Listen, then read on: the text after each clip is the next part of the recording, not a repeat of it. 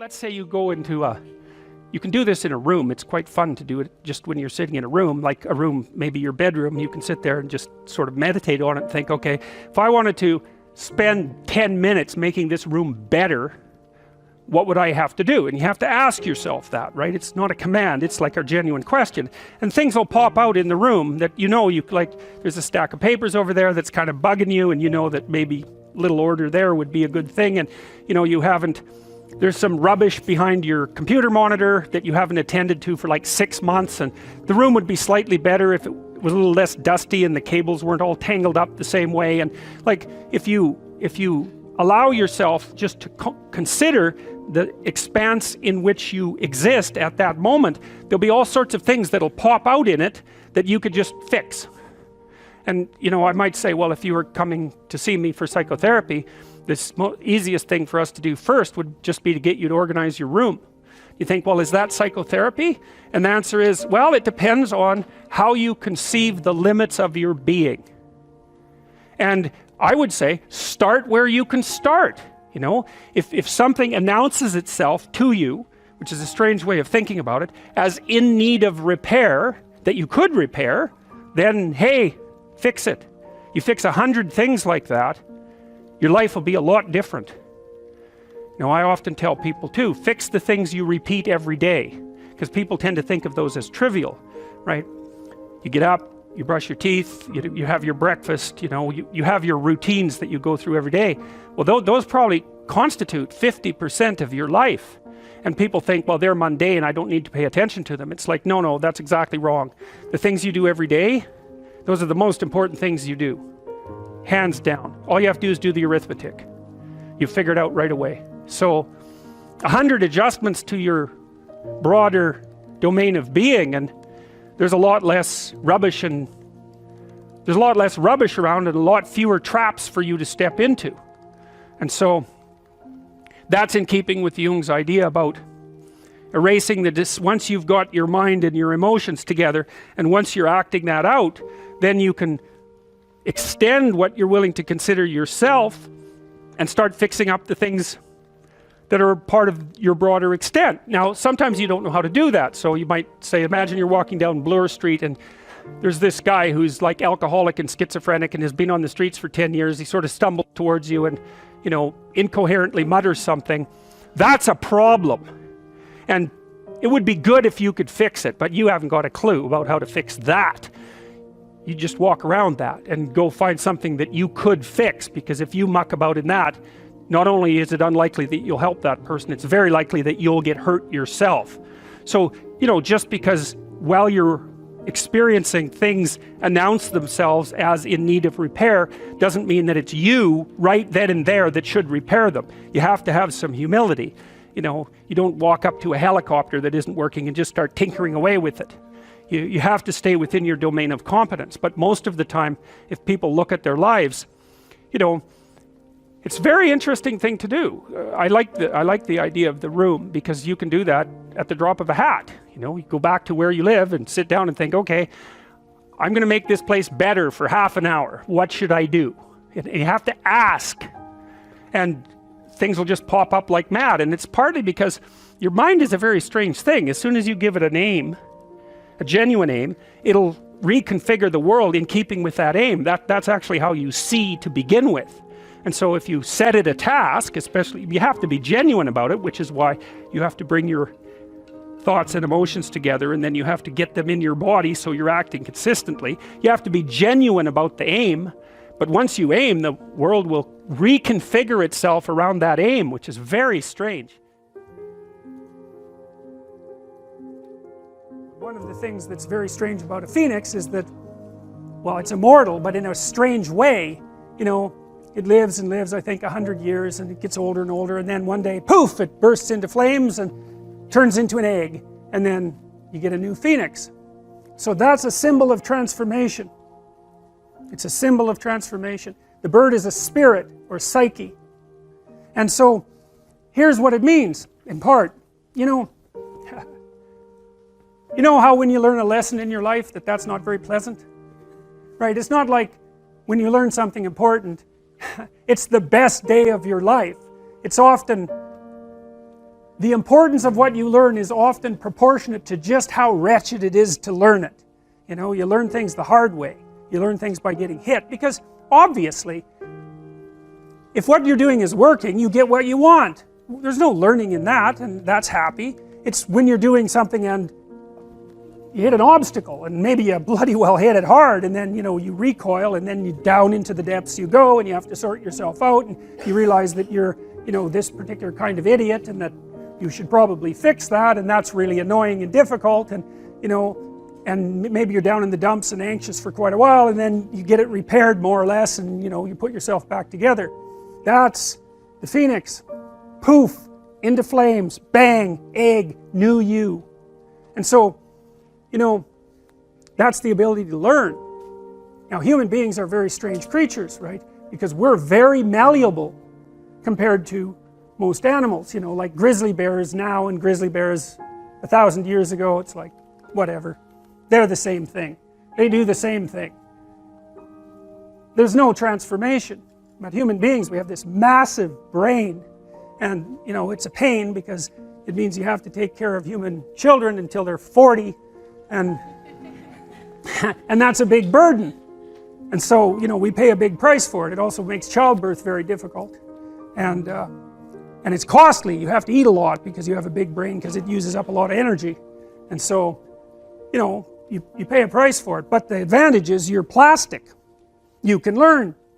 Now, learning is a strange thing, because you could think of it as just acquiring more information, but you could also think of it, and this is more accurate, as finding out something that you're doing wrong, so that's sort of built into you, like a character element of your character, a presumption of your perception, or a deep habit. It's really built into you. It's a neural structure, right?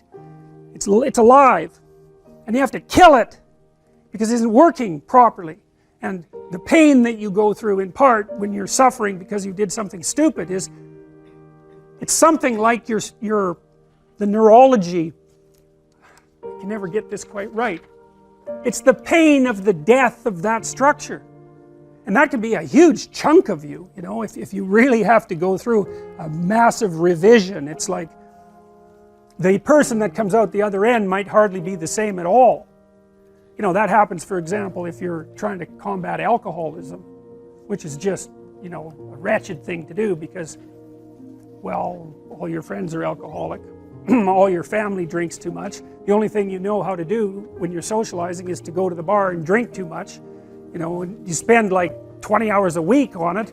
It's like, it's not just that you're addicted to the substance, it's like that's how you live. And so if you want to stop being an alcoholic, not only do you have to stop drinking alcohol, but you have to stop seeing all your drunk friends, and maybe you've had them for your whole life, and you have to have continual battles with your drunk family, and then you have to figure out something to do with that 20 hours that's now like hanging around your neck like an albatross. And so you have to let that whole part of your personality die, and a new part has to spring forth, and that's what the phoenix is. And the phoenix is the capacity of the person to transform. You have all seen this video where you watch the basketballs being tossed back and forth between members of the white team versus the black team, and while you're doing that, a gorilla walks up into the middle of the video and you don't see it. It's like, you know, if you thought about that experiment for about 5 years, that would be about the right amount of time to spend thinking about it, because what it shows you is that you see what you aim at. And that, man, if you can get one thing through your head as a consequence of even being in university, that would be a good one. You see what you aim at. And so, because one inference you might draw from that is, be careful what you aim at, right? What you aim at determines the way the world manifests itself to you. And so if the world is manifesting itself in a very negative way, one thing to ask is, are you aiming at the right thing? Now, you know, I'm not trying to reduce everybody's problems to an improper aim. People get cut off at the knees for all sorts of reasons. You know, they get sick, they have accidents. There's a random element to being, that's for sure. And so you don't want to take anything, even that particular phrase, too far.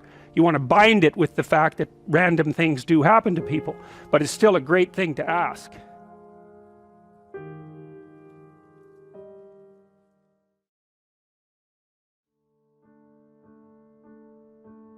to navigate, there's two things you need to know. And the first is, where the hell are you? Exactly, precisely, right? Razor sharp. What's good about you and what's bad about you? By your own reckoning. You don't have to, you can ask other people, but this is a game you play yourself. It's like, as far as I'm concerned, I'm taking stock. What is it that's okay about me and what needs some work? And you got to watch to not be too self-critical when you're doing that too, because that can just be another kind of flaw. And then the next is, okay, well, where are you going? What's your destination? Well, and that's what the frame is. Now, you could do that in a very sophisticated way. And you do that by thinking consciously about who it is that you are in an articulated manner and where you want to go and why and how you're going to get there. And people hardly ever do that. That's come as such an absolute shock to me as an educator. Because one of the other programs, I use this in my classes, one of the other programs in this suite of programs is called the Future Authoring Program, and I started developing it in my Maps of Meaning class, which is where some of this material is from, and I got students to write about their past. It's like, okay, we're talking about stories, so let's tell your story. Who are you? How did you get here? And what are you now? That usually helps people put things to rest, although it's quite stressful while you're doing it. Stress goes up when you're doing it, and maybe you feel miserable for a couple of weeks, and then stress goes down and it stays down. So that's also why people don't do it, because who the hell wants to have their stress go up? But if it's temporary, it's a sacrifice. So then the next issue is, well, where are you going? And one of the things that, and this I cannot understand, these students that had been in education system for 15 years, 14 years, high-end students, most of them, not once in their whole bloody life did anyone ever get them to sit down for like a day and say, all right, justify your existence. Like, well, seriously, it's like here you are in university, you're taking a bunch of courses, you've got some sort of vague career plan. It's like, defend the damn thing a bit, since you're going to go live it and everything. You're staking everything on it. It's like, what's your damn plan? And why are you so convinced that it's not the plan of a babbling fool? Because if you haven't thought about it, then it is. And if you really want to go out there and live that out, one of the things Carl Jung said was that you're in a story, whether you know it or not. And then he made two nice comments about that. If it's someone else's story, you're probably going to get a bit part. And it might not be the one you want. And if it's a story that you don't know, it might be one with a really bad ending. Or maybe it's just bad, period, with a worse ending. And if you don't know what the story that you're living out is, maybe that's the one. Maybe you got that from your mother, you got it from your grandmother, you got it from your aunt, or God only knows where you picked it up, because you pick up things like mad, because that's what human beings are like. So maybe you're living a malevolent tragedy unconsciously. And then one thing you might ask yourself is, well, how wretched and miserable is your life? Let's add futile to that. How wretched, miserable, and futile is your life? And you might say, well, yeah, 70% on each count. It's like, then you're probably unconsciously living out a malevolent tragedy. And maybe that's not for the best.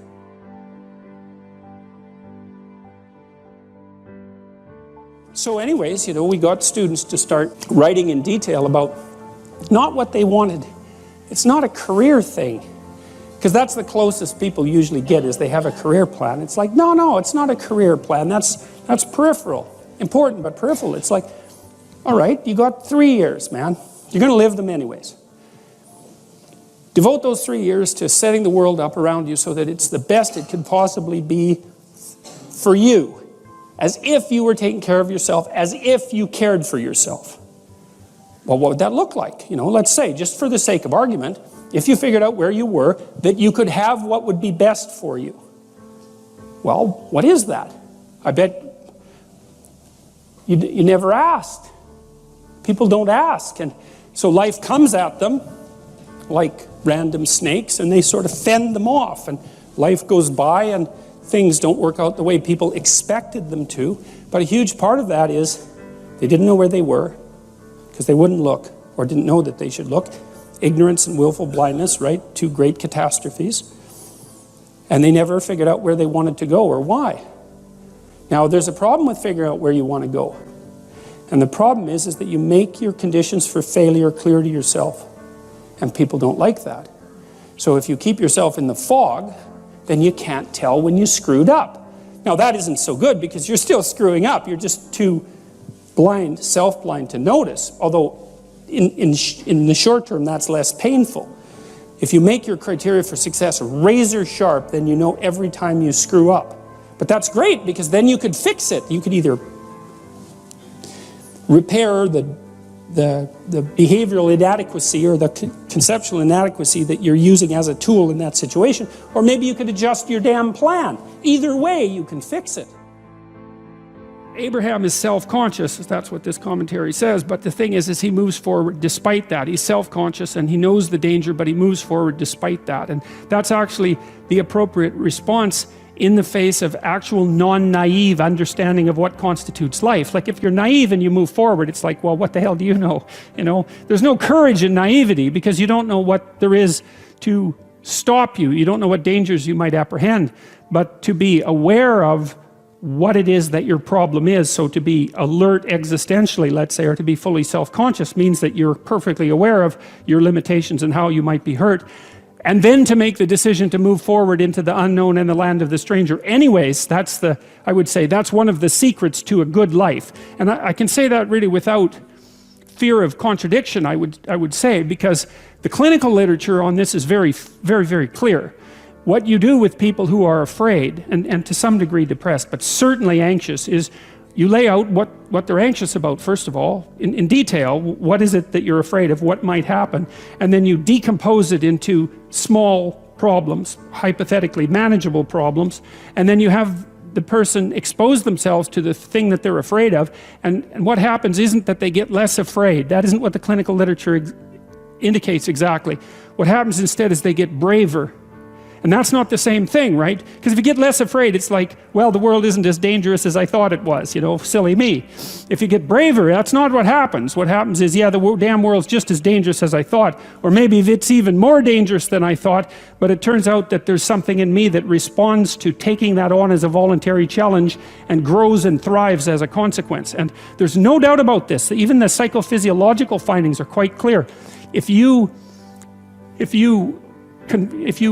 impose a stressor on two groups of people, and on one group the stressor is imposed involuntarily, and on the other group the stressor is picked up voluntarily, the people who pick up the stressor voluntarily use a whole different psychophysiological system to deal with it. They use the system that's associated with approach and challenge, and not the system that's associated with defensive aggression and withdrawal. And the system that is associated with challenge is much more associated with positive emotion and much less associated with negative emotion. It's also much less hard on you because the defensive posturing system, the prey animal system, man, when that thing kicks in, it's all systems are go for you, you know. The gas is pushed down to the pedals pushed down to the metal and the brakes are on. You're using future resources that you could be storing for future time right now in the present to ready yourself for emergency. So there's nothing simple or trivial at all about the idea of being called to move forthrightly forward into the strange and the unknown. And there's a real adventure that's associated with that, right? So that's an exciting thing, which is part of the reason why people travel. And then also to see yourself as the sort of creature that can do that, is willing to do that on a habitual basis, is also the right kind of tonic for, I hate this word, for your self-esteem.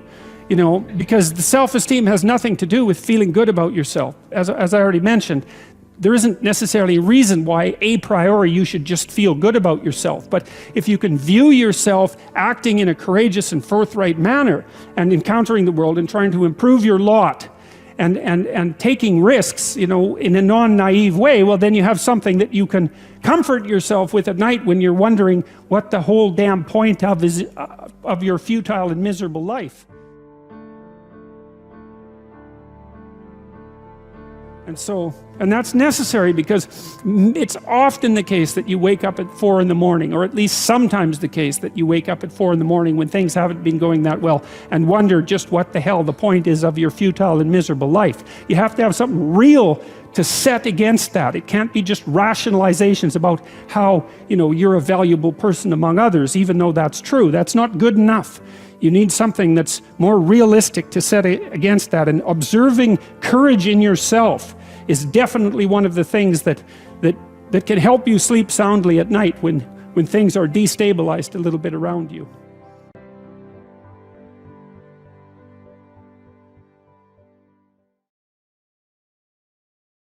How do you reach a young person who's bought into the notion that life is meaningless? Well, the first thing is you tell them why they think that. It's like they've got all sorts of reasons to think that. It's like life is hard. It's a crucifixion. That's right. And so it's no wonder they think that. It's like, okay, fine. First of all, we're going to take it seriously. Yeah, you're suffering and adrift, and you have your reasons. So you take those reasons seriously, and you say, despite that, there's more to you than you think. And you know that too, because you upbraid yourself for not manifesting it. And you say to people, well, I ask people, for example, well, who do you admire? Because that instinct for admiration is part of the instinct for imitation. It's like, who do you admire? You admire people who are completely irresponsible. You admire people who can't take care of themselves. They can't even take care of themselves. Here's the most admirable person. Completely useless to themselves, maybe even counterproductive. Just a bloody catastrophe for their family, and like, what would you call? A social danger. Like, no one admires that. No one admires that. It's like you start minimally. Can you take care of yourself? At least that. That'd be the first thing. And then is there enough to you so that maybe someone else could rely on you now and then? And maybe a number of people, maybe your family. You could be the glue that holds them together and mends them. And then maybe there could be more to you than that. Maybe you could be someone for your community, and God only knows how far you could go with that. Those are the people you admire. It's like, well, try that out. See what happens. And start locally. Carl Jung said, this is one of my favorite Carl Jung quotes. He said, modern man does not see God because he will not look low enough. I really like that. And so, I've been telling the people that I talk to the same thing. It's like, you have a certain amount of potential within your grasp. You may find what you have contemptible because you're not in a position of power. This modicum of possibility that's been granted to you is beneath you. And so you do nothing with it. And so you get nothing from it. You take that seriously. You do the small things you can, the humble things that you can to put yourself together in those tiny, embarrassing ways that are real. And if you do that enough, you'll fortify yourself. And that will work. And one of the things that's been unbelievably heartening to me, it's ridiculous, really. Like, normally now, if I go out during the day, if I go to any city, I've been to like 150 cities in the last year, and if I'm walking around on the street or in an airport, someone will come up to me about every 10 minutes or so, and they'll say the same thing. They always say the same thing. They first of all apologize for bothering me, and they're very polite. So all my interactions with people, you'd never guess this from like my reputation in the press, but all my interactions with people in public are unbelievably positive. And the people will come up and say, I was in this small domain of hell a year ago or 6 months ago, whatever it is, addiction, alcoholism, I wasn't getting along with my family. I'd been living with my girlfriend for 5 years and we were stuck. I didn't have any direction for my career. I was nihilistic, I was whatever. All the different ways that people can fall into a pit and be miserable. He said, I read your books or I watched your lectures and I decided I was going to try to put my family together. Or I was going to make a vision and pursue it. Or I was going to try telling the truth. I was just going to try one of these things. And things are way better, way better.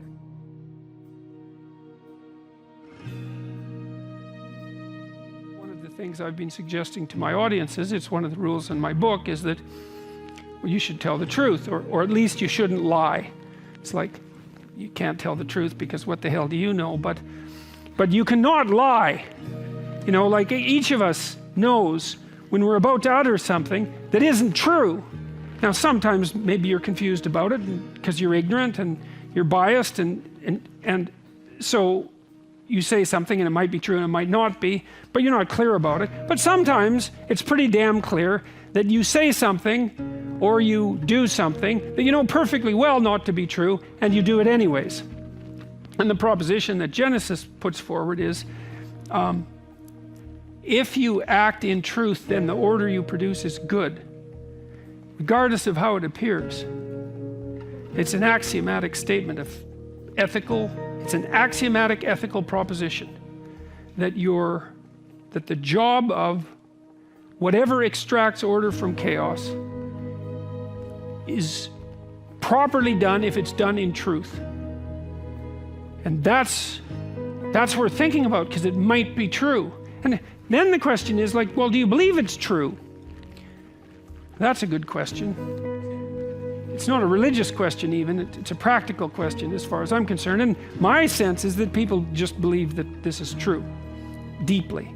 And the way you can tell that is not by what they say, but by what they do. And so, for example, one of the things that you might observe is that, you know, if you love someone, your children, let's say, you don't tell them that the best way to get through the world is to lie about everything all the time. You don't sit them down and say, look, this is a corrupt enterprise, and altogether, and you can't trust anyone because they're always lying about everything. And your job is to become the best liar you possibly can become, because that's the way to get to where you need to get to and to set the world straight. No one ever does that. And so if they don't do that, which would be belief in the lie, then they must assume something that's approximately opposite. And I would say that most people are not pleased when they catch their children in a lie. And so then you have to ask, well, why is that? It has to be because people believe that the truth is the proper way to proceed. And it isn't obvious why they believe that, but it's obvious that they act as if they do believe that. It's an unbelievably positive thing to see, and it's a real thing. You know, it's like, it's so interesting to watch the fact that all people have to do is put some of these things into practice, and all of a sudden that little modicum of potential that they had, because they got humble enough to deal with it properly, starts to expand and expand. And like, I believe, and I do believe this, and I think this is part of the Christian message fundamentally, is that there's actually no limit to that expansion. You know, because in some sense, like, we are this weird combination of finite and infinite. Like, we're related to the infinite in some manner, obviously, because the infinite exists, and here we are, and so we're related to it in some manner, and I don't know what manner that is, but I don't know what the limits are. It's like if you were the best person you could be, you know, truly, if you decided to live by truth and to aim at the good, and you really did that, you put your whole heart and soul into it, like that's what you were staking your life on, because you're staking your life on something. Who the hell could you be? And no one knows, you know. You know perfectly well you could be far more than you are. And you don't know what the upper limit of that is. And we certainly don't know what the upper limit would be if there were lots of people doing that. God only knows what problems we could solve. You know, there's lots of suffering and misery in the world. Plenty. And it's no wonder that people get bitter. But God, as you pointed out before, you know, we've got no shortage of ingenuity and possibility. And if we were serious about making things less wretched than they are, who knows what miracles we could pull off.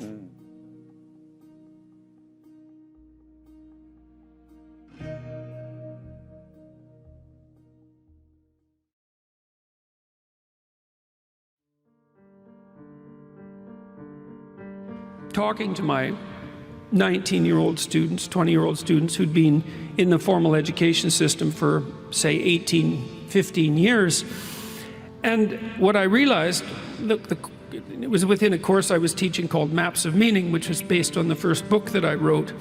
And it's a book about how our existence, even our perceptions, our motivations, our emotions are grounded in narrative. They're grounded in stories. You'll pay money to go see movies, to be instructed by stories.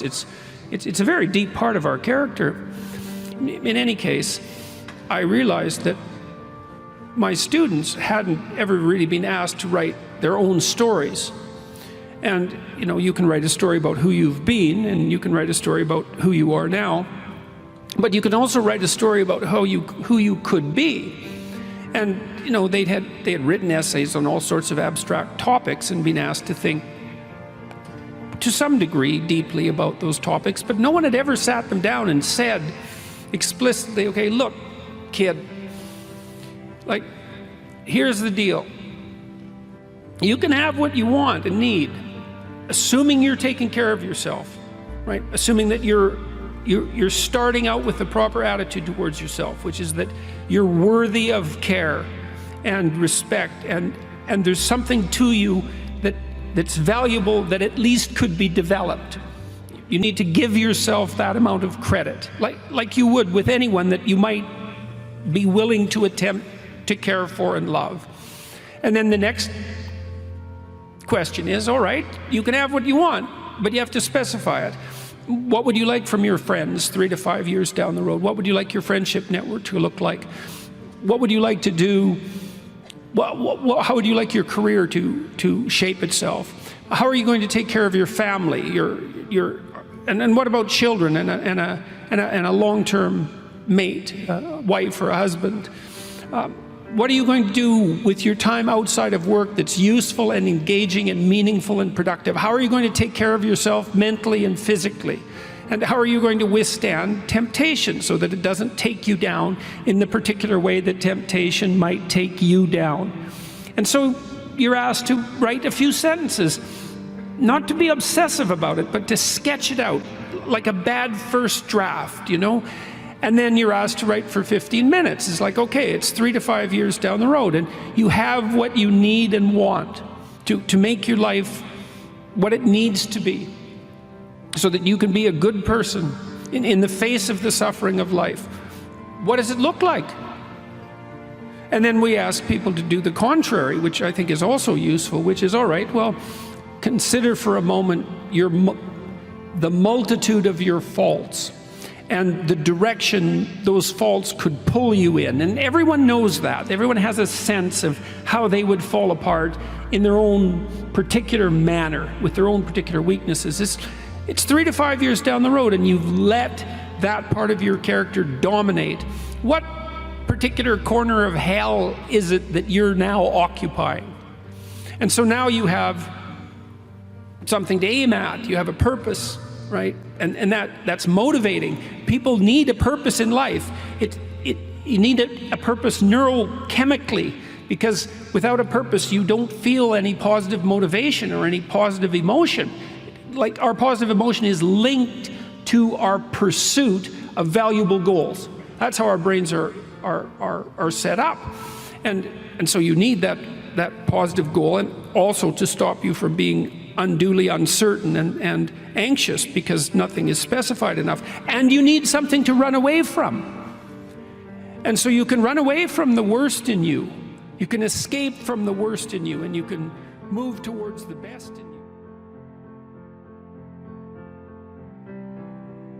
And then we have people write out a strategic plan for the accomplishment of their goals. It's called the Future Authoring Program, by the way. It's available online at a site called selfauthoring.com. And we've tried it with thousands of university students now, and it's had a remarkable effect on their retention.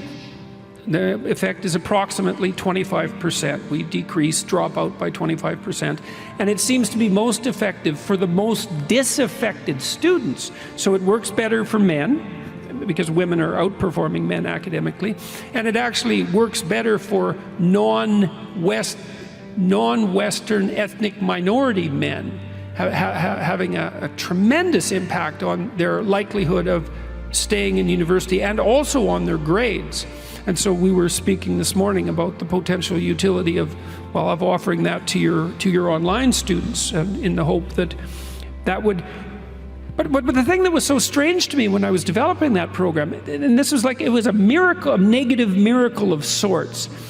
It just struck me as so palpably surreal that we would spend 15 years educating people and never once sit them down seriously and say, okay, look, you can craft yourself to some degree. You have the capacity to write your destiny, not in its entirety, but at least as a sequence of aims. And having done that, you need also to justify it. So for example, one of the things we ask people to do once they've specified a goal is to say, well, okay, imagine you achieved this goal. Okay, so why is that good for you? Why is it good for your family? Why is it good for your community? You know, because if you want to be locked in on a goal in a manner that's sufficient to take you through the trials that will occur while you're pursuing this goal, especially if it's a high order goal and it's difficult, then you need an explicit philosophy, a rationale for why this is worth pursuing. It's like, well, here's what it'll do for me in the sense of the development of my character and my capacity to deal with the world. And here's how it'll strengthen my family. And here's how it will benefit the community. And then having formulated those arguments, you have that body of carefully articulated thought that enables you to chase away the doubts that will inevitably accrue as you're attempting to do something difficult. You have to negotiate with yourself, and you have to justify what you're doing carefully and philosophically, deeply, so that you have the commitment and the strength of character that enables you to push through times that are difficult. And so, well, so we discovered that hadn't been done, except in isolated cases. There were some business people who were working on similar projects, and a man at the University of Texas at Austin, James Pennebaker, and the program has been phenomenally successful, and thousands of people have now done it online. And so, and I'll close this by saying, if you have any interest in doing this, which I would recommend, it's also okay to do it badly, because a good first draft aim for your life is incomparably better than vague, nihilistic hopelessness. And you're not going to get it right anyways, because what do you know? You know, you're going to pursue your goal avidly for a year or so, especially at your age, and you're going to learn a bunch, and then your trajectory is going to shift. But it doesn't matter, because the trick is to get the process of moving forward toward the aim started, and then to have the humility to make course changes along the way as you inform yourself.